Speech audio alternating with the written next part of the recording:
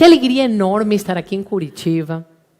Eu cheguei hoje cedinho, né? Eu moro em Belo Horizonte e eu estava vendo essa conexão que eu tenho de alguma maneira com o estado de Paraná, porque eu sou de Rosário, lá na Argentina, em Santa Fé. Toda a costa da cidade onde eu nasci é banhada pelas águas do Rio Paraná. Temos conexão também com o churrasco, né, gente? Eu já sei que tem churrasqueiras, já me recomendaram algumas. Mas hoje o tema que nos convoca é um tema que, aliás, fiquei escutando tanto de case que vocês apresentaram. Essa pesquisa muito bacana, né, que levantou aí a percepção de 200 empresas. Então, eu sinto que o capítulo ESG, apesar de ser o primeiro ESG Day aqui em Curitiba, ele já está vivo. Ele já vem caminhando. Então, qual que é o meu grande desafio hoje com vocês? É que, após esse momento que a gente vai ter agora de mais ou menos 1 hora, vocês saiam um pouquinho mais cutucados, um pouco mais curiosos, um pouco mais inspirados para agir. Porque essa pauta demanda ação. E a principal fonte de inspiração é a ação.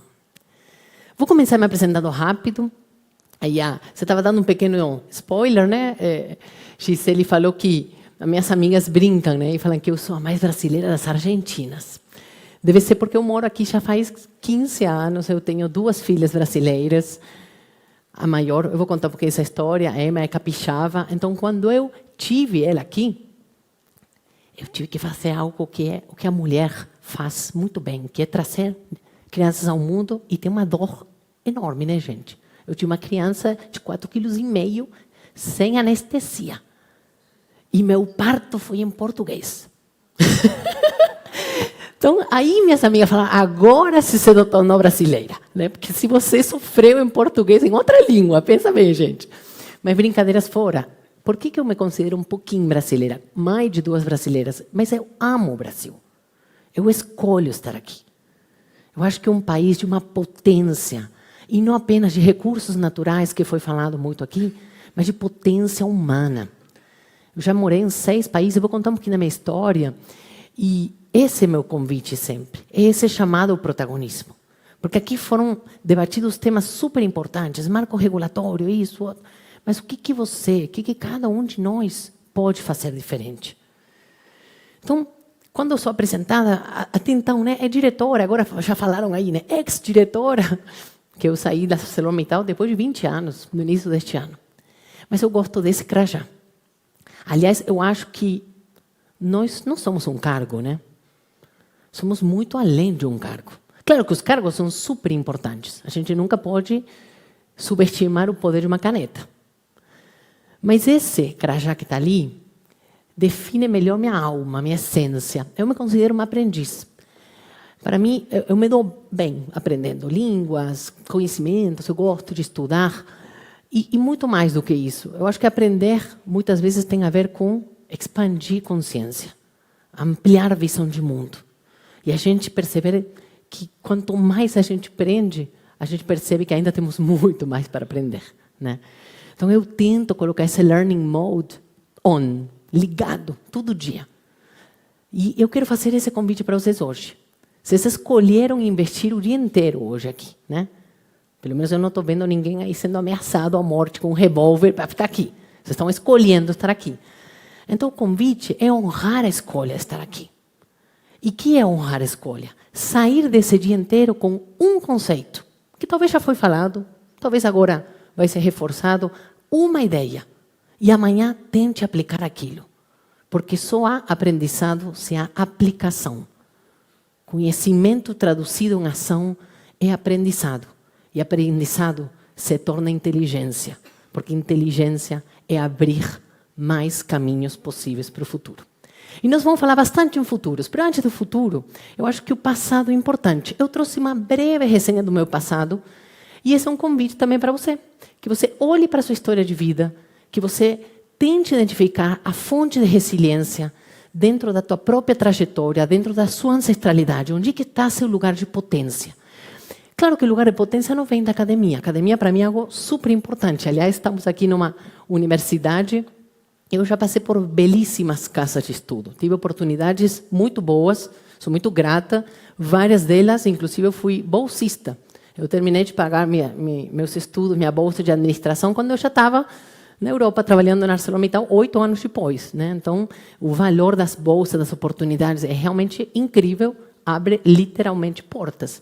Mas eu vou trazer algumas lições daquele outro lado da estrada, que é aquele lado que a gente vai trilhando, né? Vai aprendendo, fazendo, caminhando, andando.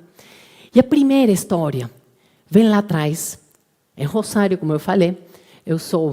Meus avós eram imigrantes, sou filha de uma professora universitária, meu pai comerciante, viajava a Argentina inteira vendendo produtos.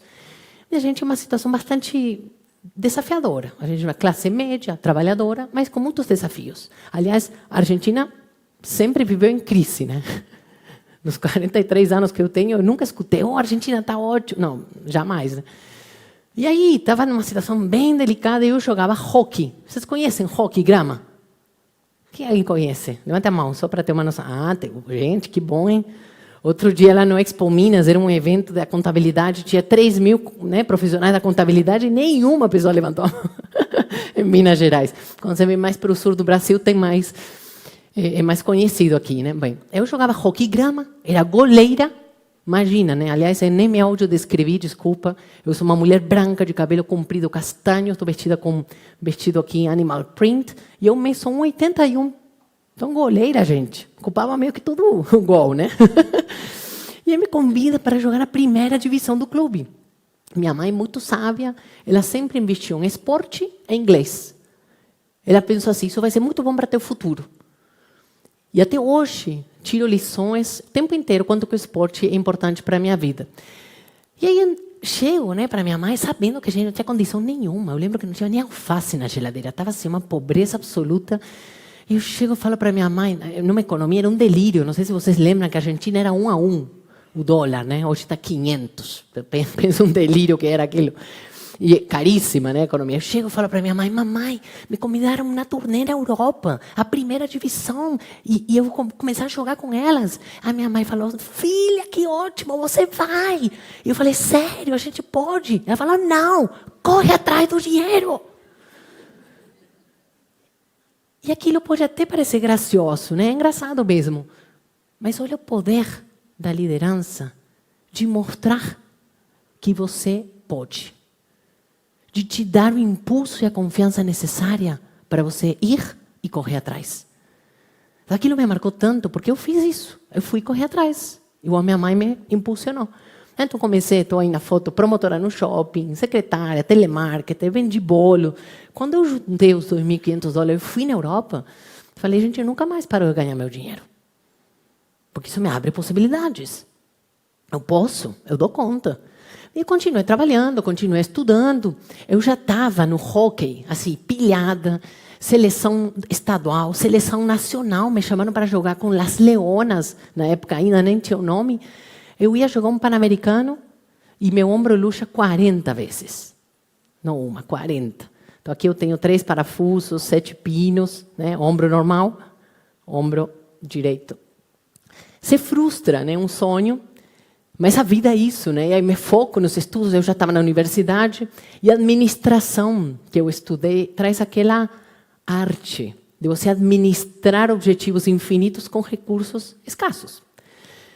E surge uma oportunidade. Eu já estava trabalhando numa agência marítima, me chamam para um programa de trainee, entro na ArcelorMittal, que descobri esse atletismo corporativo. Que é exatamente a oportunidade que você tem de vestir uma camisa, de você correr atrás dos objetivos, de você enxergar esse poder do coletivo, do treino, do fracasso, da derrota, da superação. E acho que isso é tão importante, porque quando eu cheguei, era uma ceria de 400 pessoas. Aliás, 400 homens.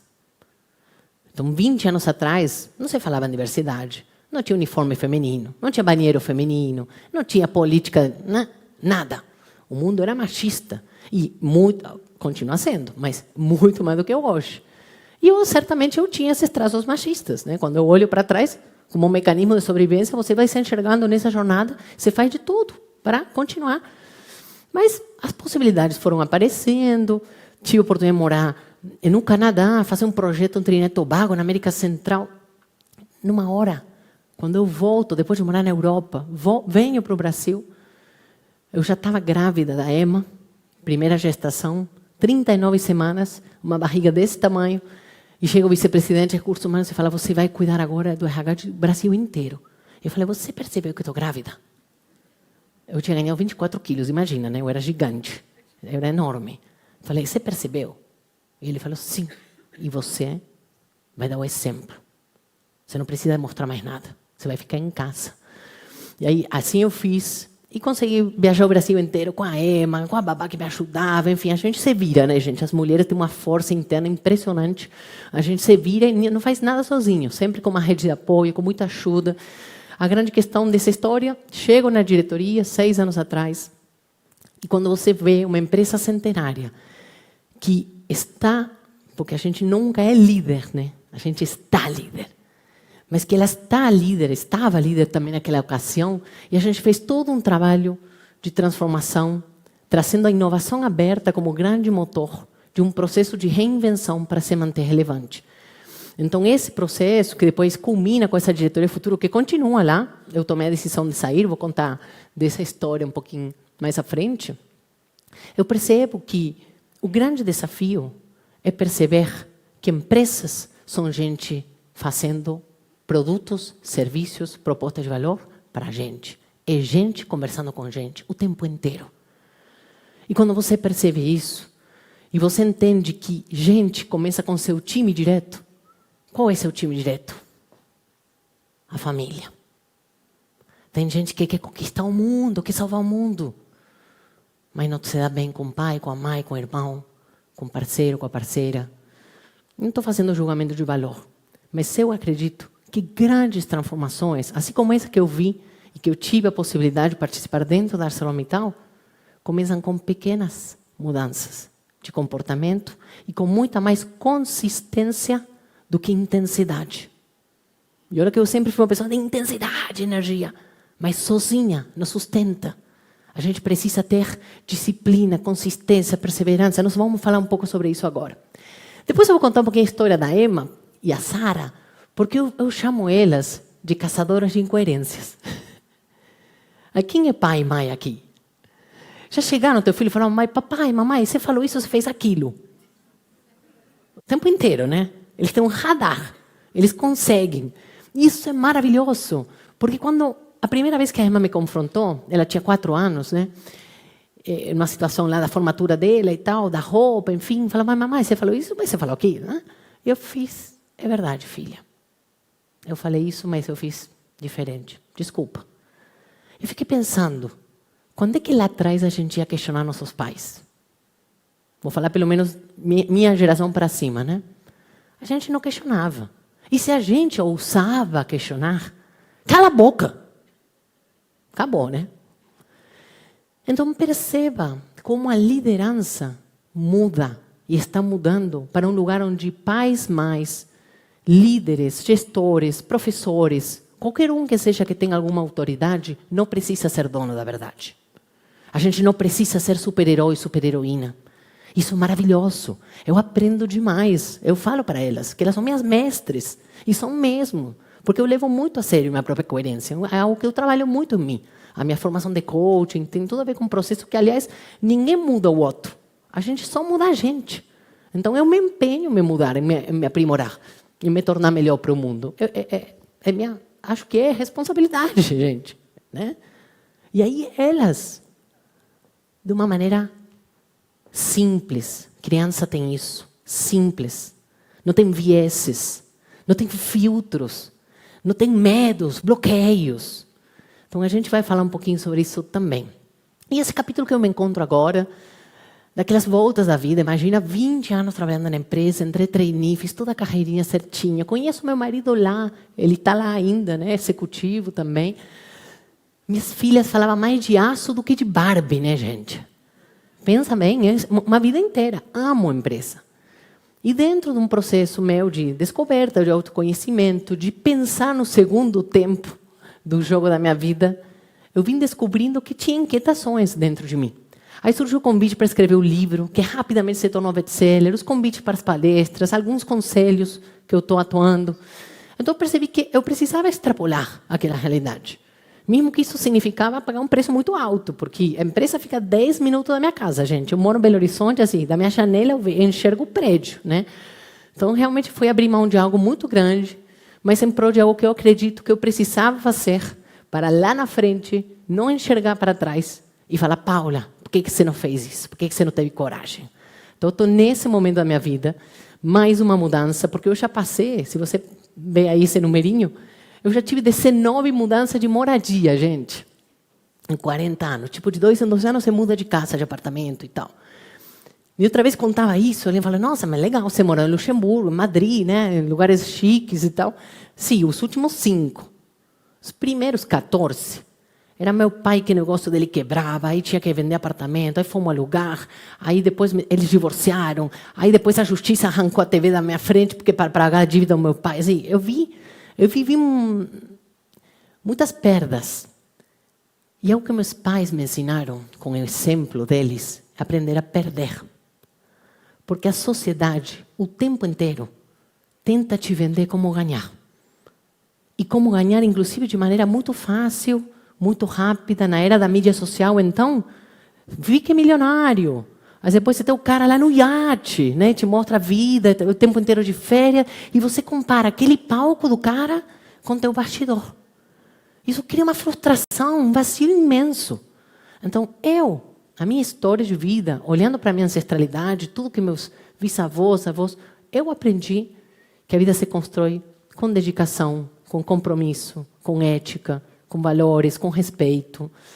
E é desse lugar que eu vou trazer para vocês hoje, muito mais do que ensiná-los. Meu lugar aqui é de compartilhar o que eu estou aprendendo. Vamos lá? Então, para aprender, nada melhor do que perguntas. A primeira pergunta é, como é que você imagina que vai ser o mundo em 2030? E se você quiser, feche os olhos e comece a imaginar. Vamos usar aí esse poder, a potência da nossa criatividade. Pensa como vai ser Curitiba, a cidade, como vão ser os prédios, o trabalho, as relações humanas. O ser humano sempre tentou adivinhar como seria o amanhã. Esse questionamento tem sido e certamente continuará a ser um questionamento vivo ao longo da história da humanidade. A grande questão é, como é que de fato se cria o futuro? Eu fiz uma última formação em futurismo no Vale do Silício e eu gosto muito de simplificar as coisas. Então, o futuro, de maneira simples, ele se cria de 2 maneiras. Uma parcela do futuro se cria melhorando, aprimorando aquilo que já existe. E uma outra parcela do futuro, a partir da criação de algo totalmente novo. Essas imagens, vocês acompanham no fundo da tela, são da Microsoft, do ano 2009. Então, estamos falando aí 6, 7 anos antes do que, inclusive, se falasse tanto, que, inclusive, se inventasse, se acunhasse o termo Indústria 4.0, lá na Alemanha. Eu tive a oportunidade de estar no centro, ele chama Center of the Future, fica lá no headquarters da Microsoft, em Seattle. Antes de você entrar, você tem que deixar lá nos lockers seu celular, né? Obviamente você não pode filmar, tirar foto, mas é um espaço da dimensão desse auditório, onde você tem um lar, você tem uma loja de conveniência muito grande, você tem um ambiente de trabalho, como se fossem escritórios, e eles começam a simular, prototipar como é que vai ser a vida daqui a 10 anos em função do avanço das novas tecnologias. Como é que o ser humano vai se comportar. Então, para mim, é uma mensagem muito poderosa no case da Microsoft, que é que o futuro não é feito por tecnologia. São pessoas que o fazem acontecer. E não é casualidade que a Microsoft, nos últimos 20 anos, é uma das empresas mais valiosas do mundo sistematicamente. Eles estão, literalmente, criando o futuro. E por que essa pergunta é importante? Porque Porque você precisa olhar para a tua realidade, para a tua empresa, para a tua associação, onde quer que for que você está atuando. E se perguntar o que garante que a sua empresa, que a sua organização vai estar viva daqui a 10 anos. Esse é o produto? É algum serviço que você oferece? Esse é o atendimento? É o concorrente que é fraco? E pode até que seja. Mas o mundo está mudando tão rápido. A gente está vivendo hoje o que Walter Longo chama de a era onde as empresas não morrem apenas por fazerem coisas erradas. Empresas morrem também por fazer a coisa certa por um período de tempo longo demais, que aquilo que a empresa faz deixa de ser relevante para seus públicos. Então, isso nos convida a olhar para o futuro dentro da nossa agenda. E não precisa ser futurista. Então, eu trouxe aqui um vídeo brevíssimo do Otto Scharmer, do MIT. E ele vai contar para nós quais são as tendências, os sinais de transformação que estão emergindo e aquelas que estão em declínio. We live in an age of profound disruption, where something is ending and dying, and something else is wanting to be born. What's ending and dying is a civilization that's built on a mindset of maximum me, of bigger is better, and of special interest group driven decision making that has led us into a state of organized irresponsibility. What's being born is less clear. It's a future that requires us to connect with the deeper level of our humanity, to discover who we really are and who we want to be as a society. Eu gosto muito de fatos e dados, porque a gente sai do território da opiniologia, né? Dentro da sua pesquisa, no ULab, no MIT, o Scharmer traz esses fatos que são pré-pandêmicos, bastante gritantes. Do ponto de vista ambiental, a gente consome todo ano 150% dos nossos recursos ambientais. O que isso quer dizer? Acabou de acontecer, semana passada, dia 2 de agosto, nós consumimos os recursos naturais que a humanidade demanda para viver durante o ano. Isso se chama Overshooting Day. Inclusive, o Brasil tem até uma estatística. O consumo da população brasileira levaria esse overshooting para o dia 12 de agosto. A gente não está tão ruim comparado com o mundial. Mas mesmo assim, gente, quem aqui é dona da empresa, executivo, que cuida de orçamento, você já chegou para seu chefe em agosto e falou assim, até dezembro a gente roda no vermelho. Todos os anos. Você não estaria mais aqui, né? Você estaria demitido já. E por que a gente faz isso com o planeta? Essa conta não fecha, né, gente? Individualmente, níveis de burnout, desequilíbrios mentais, emocionais, socialmente, foi falado bastante aqui também, o desequilíbrio econômico. E a gente convive com isso, né? Então, estamos errando. Aliás, se essa conta não fecha, a pergunta é, será que essa conta está levando em conta tudo que precisa ser mensurado? É interessante perceber que, enquanto as tecnologias vieram, nos últimos anos apareceram aí as tecnologias digitais como superpoderes, e de fato, elas são muito poderosas, mas elas não conseguiram dar conta desses grandes desafios que enfrentamos como humanidade. Então, quando a gente olha para os ODS, também em período pandêmico, em 2021, Japão lançou esse desafio. E ele falou o seguinte, nós precisamos deixar de perseguir uma transformação digital dessa indústria 4.0 que olha para as indústrias. Ela é endógena. A gente precisa trazer um movimento mais ecocêntrico que parta dos 17 ODS.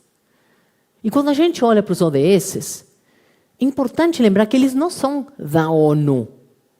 Eles são os KPIs da humanidade, gente. A gente deveria botar no espelho todo dia e falar, pera, Agenda 2030, o que nós precisamos atingir? Time, humanos. Onde que estamos errando? Onde que precisamos colocar mais esforços? E nortear nossas estratégias em função disso. Isso tudo num contexto de mundo que tem outra dinâmica. A gente está vivendo um mundo, um futurista também do Institute for the Future, onde eu estudei, acunhou esse termo agora também na pandemia, chamado BUNny. Já escutaram falar em BUNny?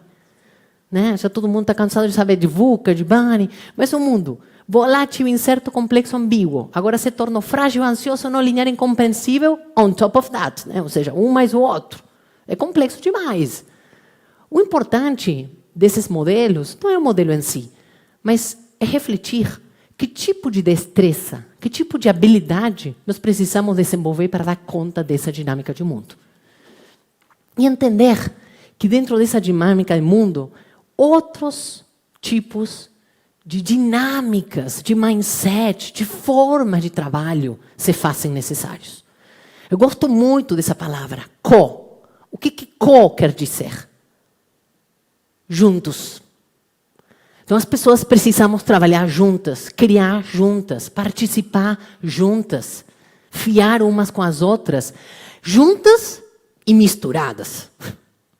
Porque não adianta ter uma mesa de tomar decisão totalmente homogênea, com o mesmo modelo mental, com a mesma visão de mundo, com o mesmo background, com as mesmas premissas. Porque isso não vai trazer diversidade de ideias, de possibilidades, de caminhos.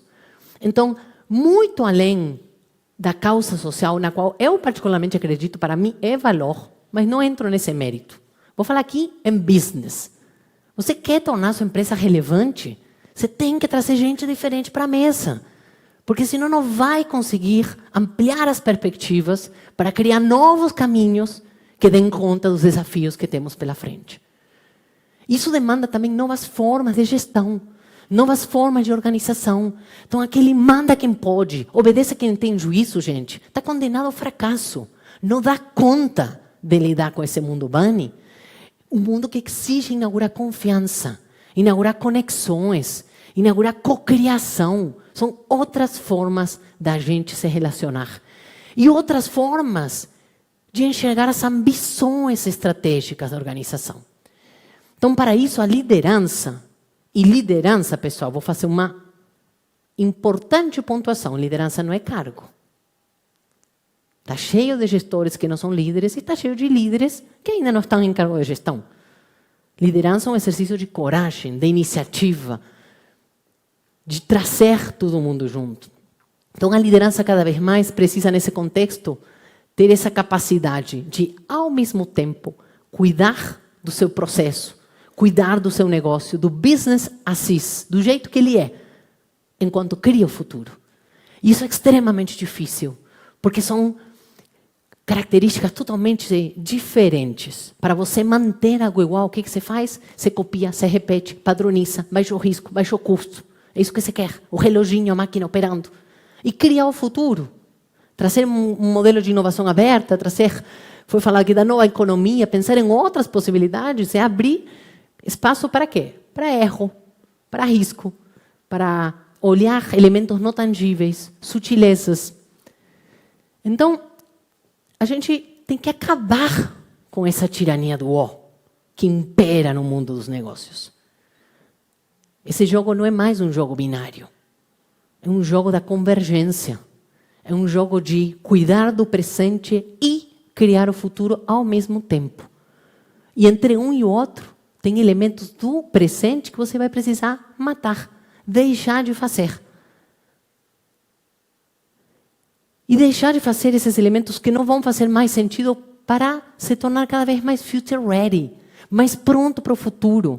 Empresas future ready já sabem que ESG, como eu gosto de chamar, alguns colegas especialistas convergem dessa opinião, que o econômico tem que vir junto. Você não tem como dissociar o ambiental, o social, a governança, se o econômico não está nessa equação.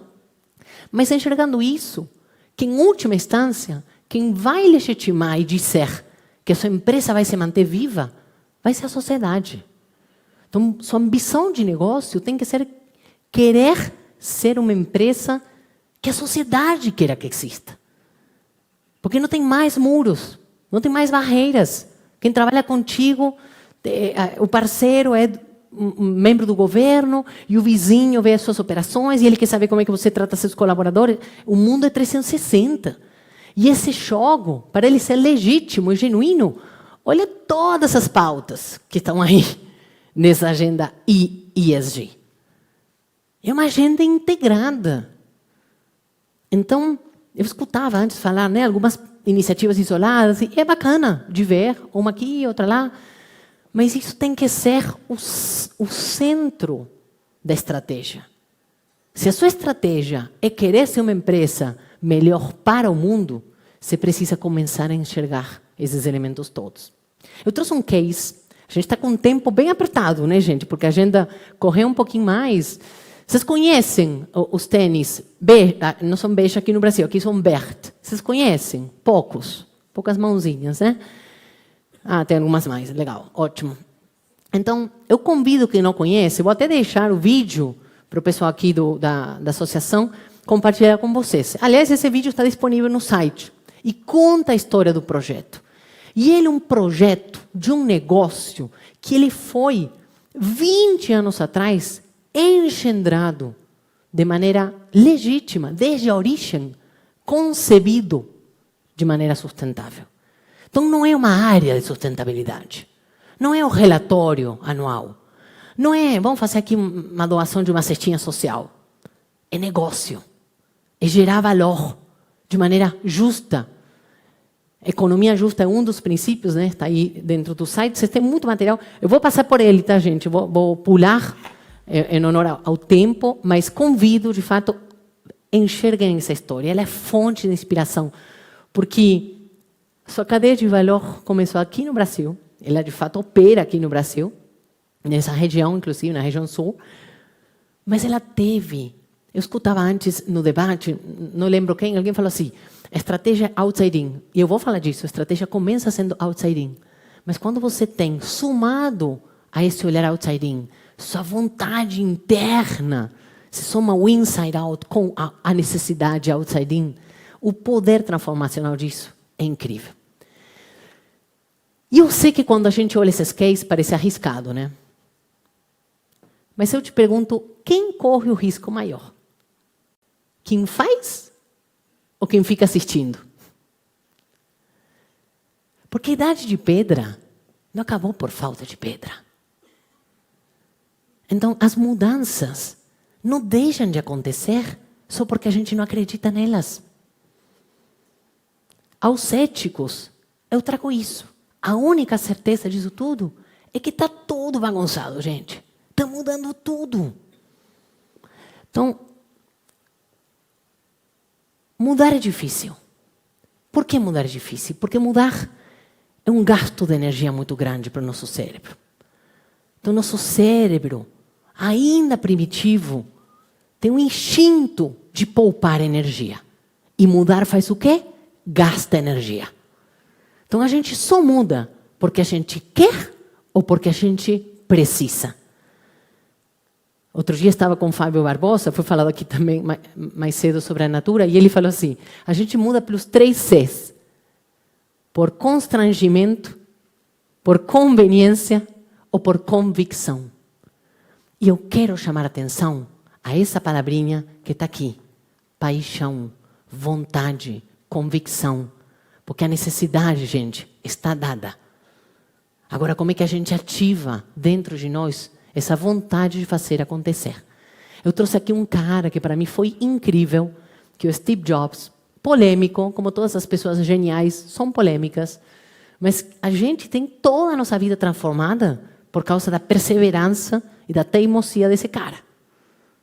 E por um cara que se incomodava, né? Não sei se vocês assistiram um filme, que tem uma cena, e ele estava no auditório, que nem esse, apresentando um novo produto da Apple, blá, blá, blá, e a filha estava aí chamando ele para uma coisa da universidade. E ele nunca ia. A vida dele era Apple. E a filha reclamando e tal. Você vê lá numa esplanada do estacionamento, eles estão brigando, a filha está reclamando e tal. E ele está olhando para ela e ele olha assim. Nem escuta ela, né? E ela tem um tijolo aqui pendurado do jean. Você lembra, pessoal? O que é isso? Um Walkman. Os mais jovens também não conhecem. A gente tinha um aparelho chamado cassete. Enfiava 10 músicas numa fita, escutava aquilo, né? Isso não foi tão longe no tempo. Aí Steve Jobs viu aquilo e ele ficou incomodado. Aquilo pode ser melhor na cabeça dele. Então, a incômodo, a paixão, a vontade de melhorar é algo extremamente importante. Então, vamos escutar dele. Por que a paixão é importante, não do ponto de vista romântico, mas do ponto de vista dos negócios?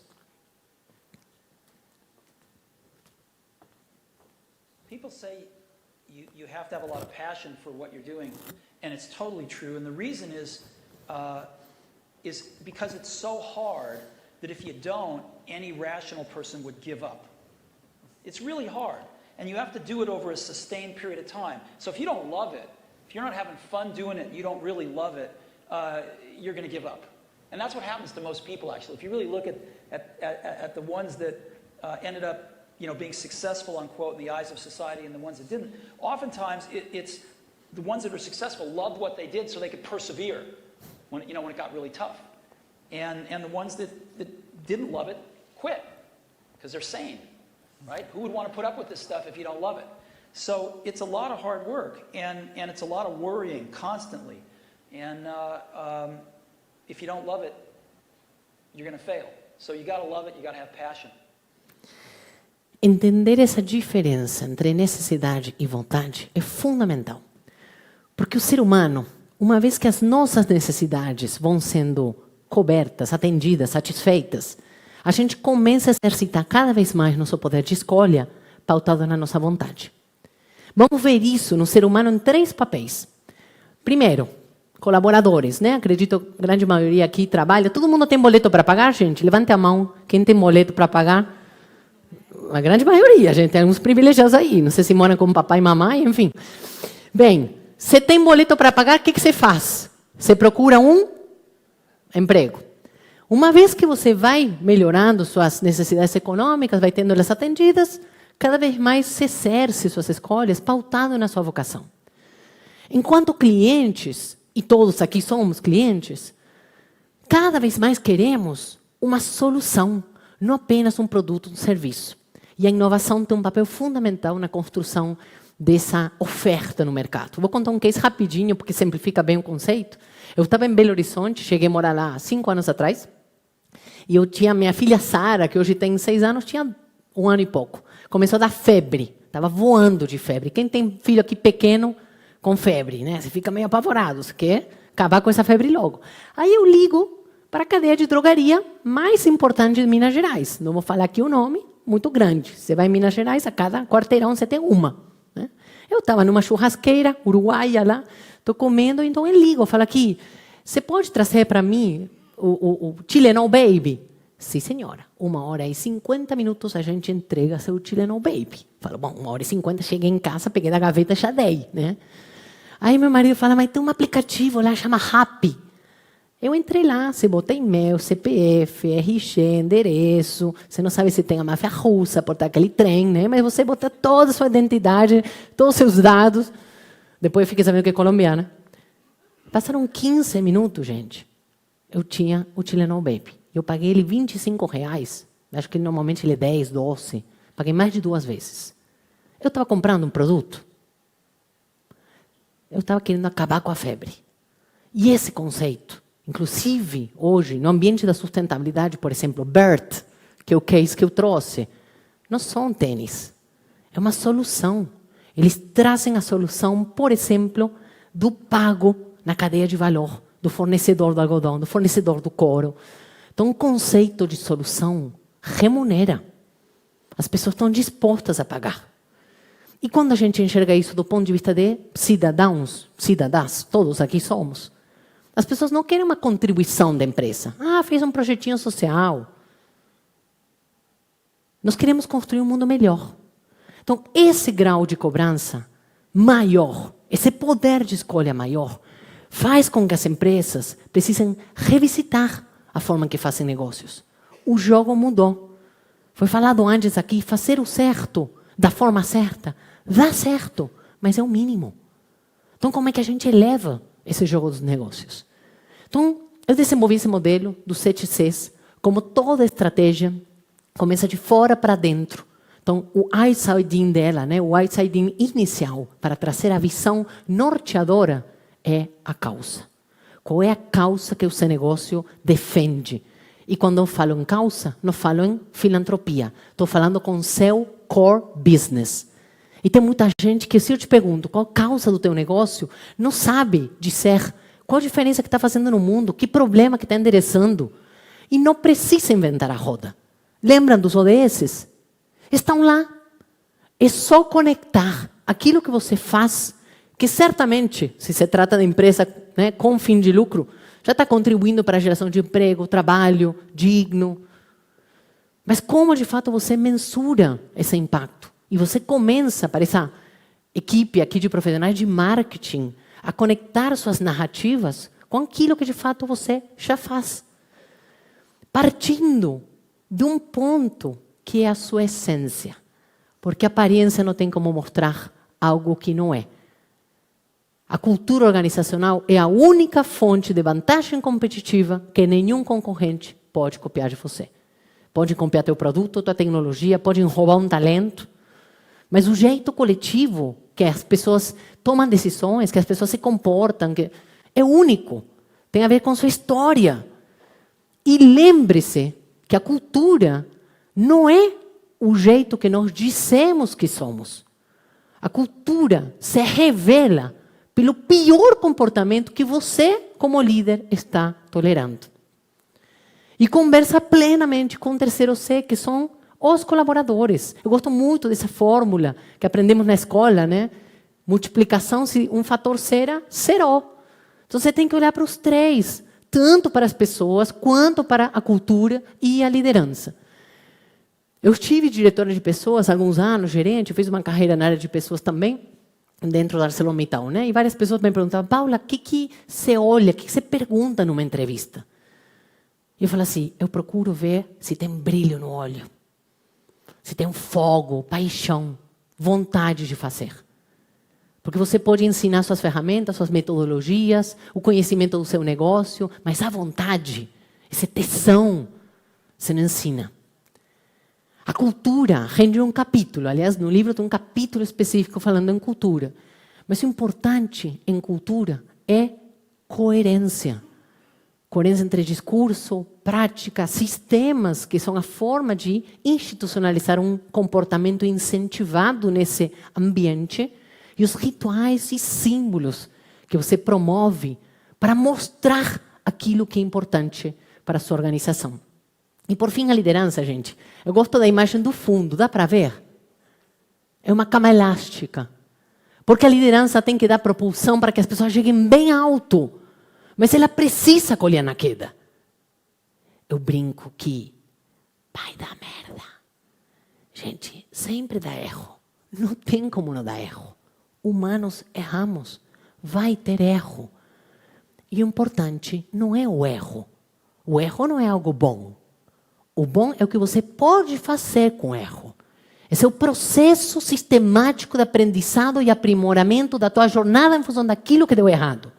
Como goleira, eu te garanto que eu sei bem o que é isso. Um erro meu, eu estava dando um gol para o time contrário, gente. Olha a frustração. Mas eu ia levar gol.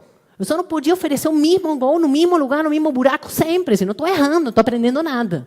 Então, como é que você cria mecanismos organizacionais de aprendizado? E por falar em aprendizado, grande fonte de aprendizado vem de onde? Dos nossos clientes. Eu gosto muito dessa imagem, porque tem gente que quer inovar, quer criar soluções sustentáveis, uma jornada, experiência digital, omnichannel, e nem chega para conversar ou para observar a experiência do cliente, né? Isso não se faz no laboratório de inovação, isso se faz estando lá. Eu adoro essa imagem porque até um cabeleireiro tem que inovar. E inovação não é tecnologia, não é CAPEX. Inovação começa com o exercício de observação, de escuta empática.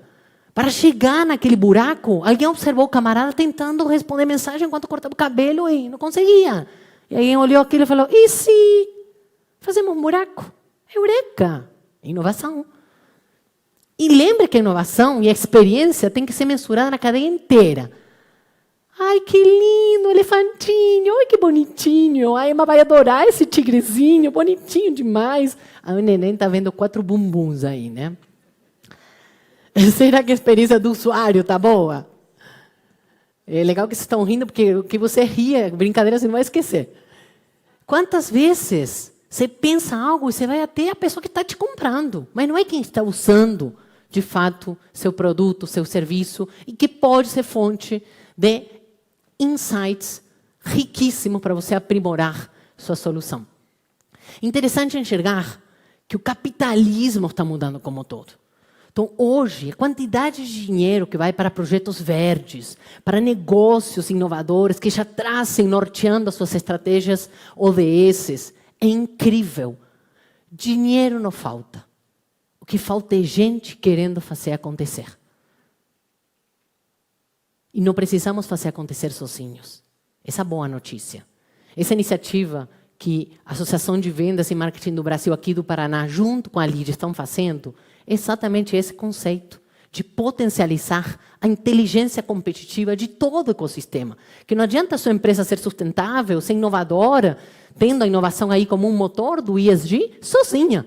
Você tem que trazer todo mundo junto. Então, quando você coloca os atores do ecossistema, entidade de classe, universidade, governo, empresas, é maravilhoso. E as startups, né, que vieram mais recentemente dinamizar ainda mais. Elas conseguem, com outra velocidade, atender soluções que você não precisa fazer tudo dentro de casa. Então, esse, pessoal, é um território fértil, maravilhoso. E muitas pessoas chegam e falam, Paula, mas isso é muito grande. E eu falo, tentando simplificar, o que tem por trás disso?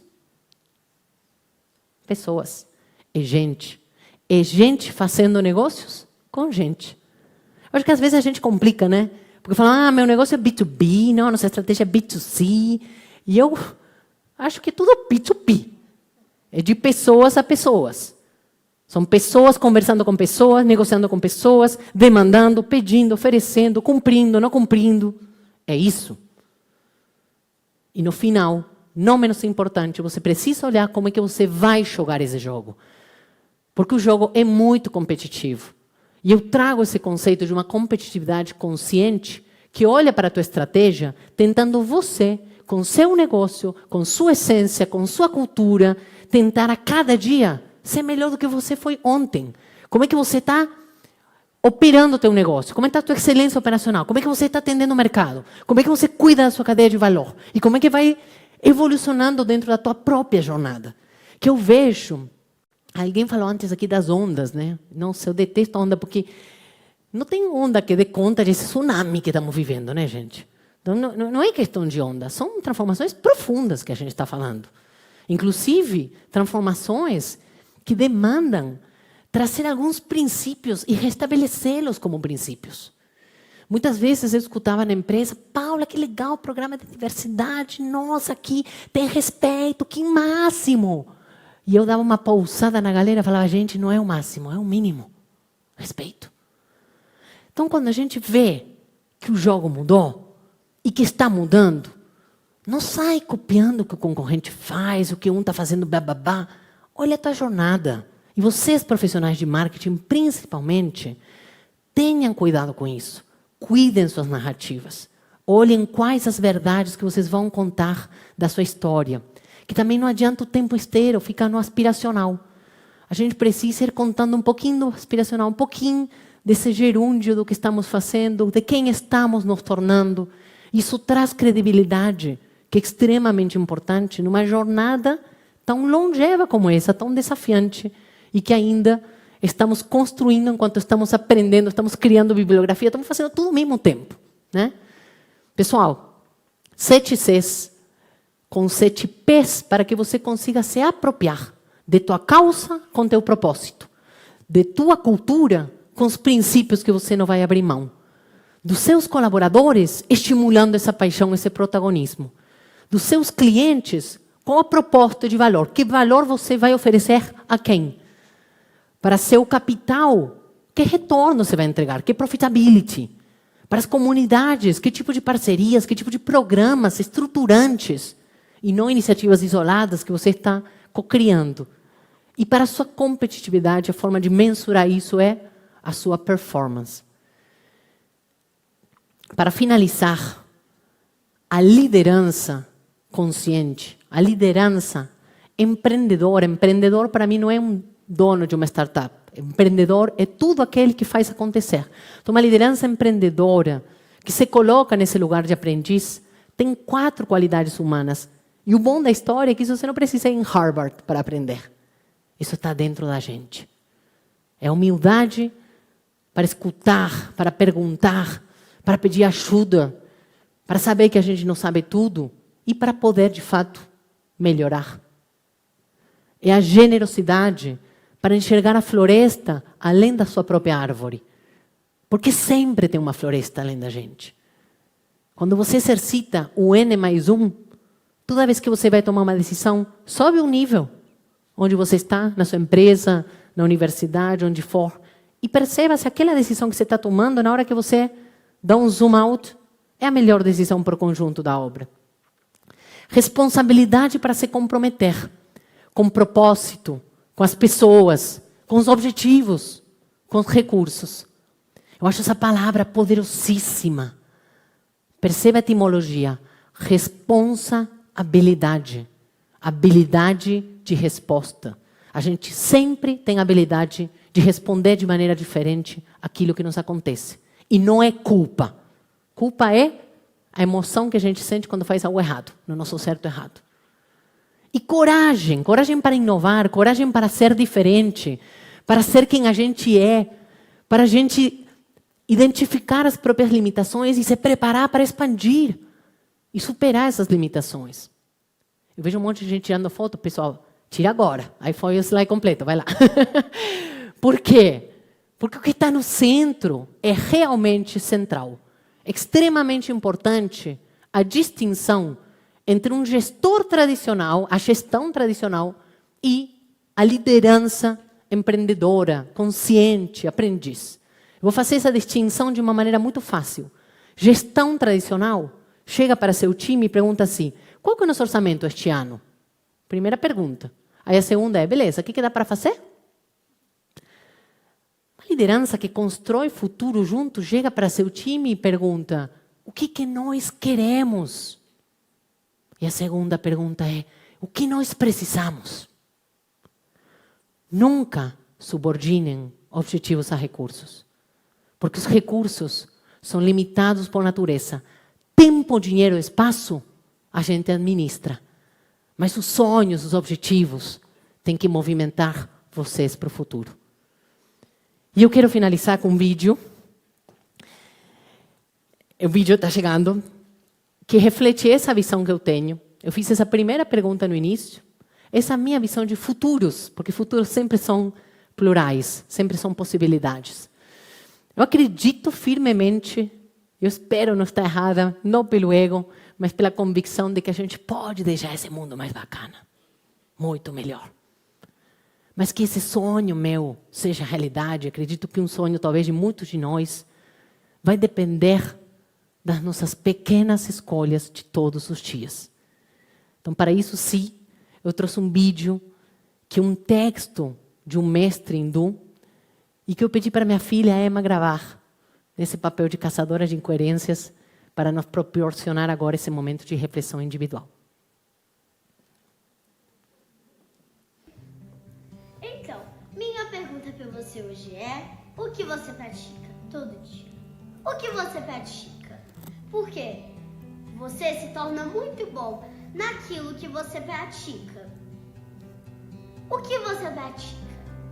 Você pratica alegria em sua vida? Você pratica paz em sua vida? Você pratica felicidade em sua vida? Ou você pratica muita reclamação? Porque se você reclamar, vai ficar especialista nisso. E você ficará tão bom nisso que achará defeitos em tudo. Mesmo quando não há defeitos que um leigo não consegue perceber. Você, sendo um especialista, vai perceber. O que você pratica? Você pratica a raiva? Porque se você pratica a raiva, ficará especialista nisso. E você ficará tão bom nisso que a coisa mais trivial o deixará com raiva. Como se sentar no avião e ver que o assento da frente aparenta ser melhor que o seu. E isso é muito injusto por parte da companhia aérea. O que você pratica? Você pratica estar preocupado? Porque se você pratica a preocupação, ficará muito bom nisso. E você vai ficar tão bom nisso que tudo vai te preocupar, inclusive os problemas que você não tem. Então, eu te proponho, se é verdade, que tudo é uma questão de prática. Então, eu proponho que você pratique a felicidade.